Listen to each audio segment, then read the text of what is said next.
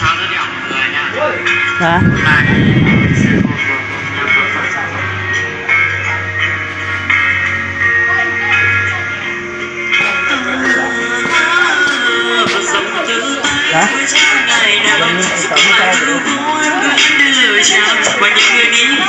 Nào?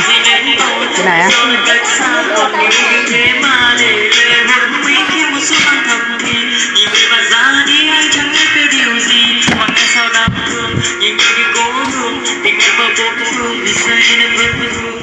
Em mơ vô tình dù tình thật không bay. Em xa nơi này để rồi ở bên đây. Bầu trời là hắt yêu, nhìn quanh nơi đó đây. Ngoài trời vẫn có mây, chỉ còn lại là đắng cay. Không cha thương mẹ để đánh lòng bức môi lưng. Hay là mất lực nhìn người cười và rưng rưng. Bên kia là pháo hoa, dù rằng người đến xem. Hoa hoa mừng kết xuân, không phải mình là hết duyên. Anh như trẻ hạt, còn tăng cười rừng thông. Nơi bên mình đang là đang tình bên trong.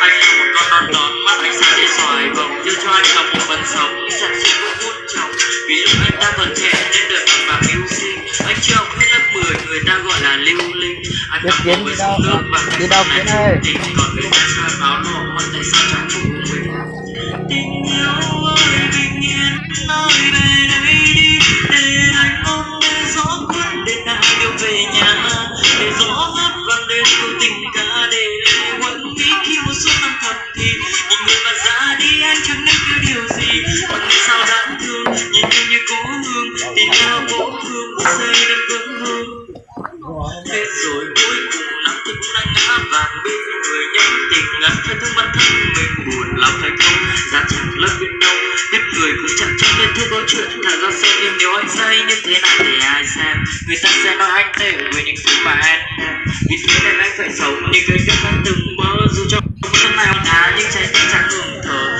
và ca của anh là lính mãi mà là khổ anh không cho phép mình không sai có hình dáng để khi anh tìm làm dù anh chẳng may là liều khách đi Đào hố á? Bằng cái xà ben kia.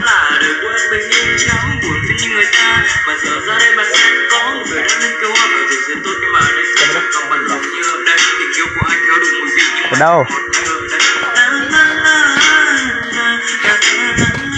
Chị Mến ơi, xà ben đâu? Anh Hải đi mượn về đây. Đi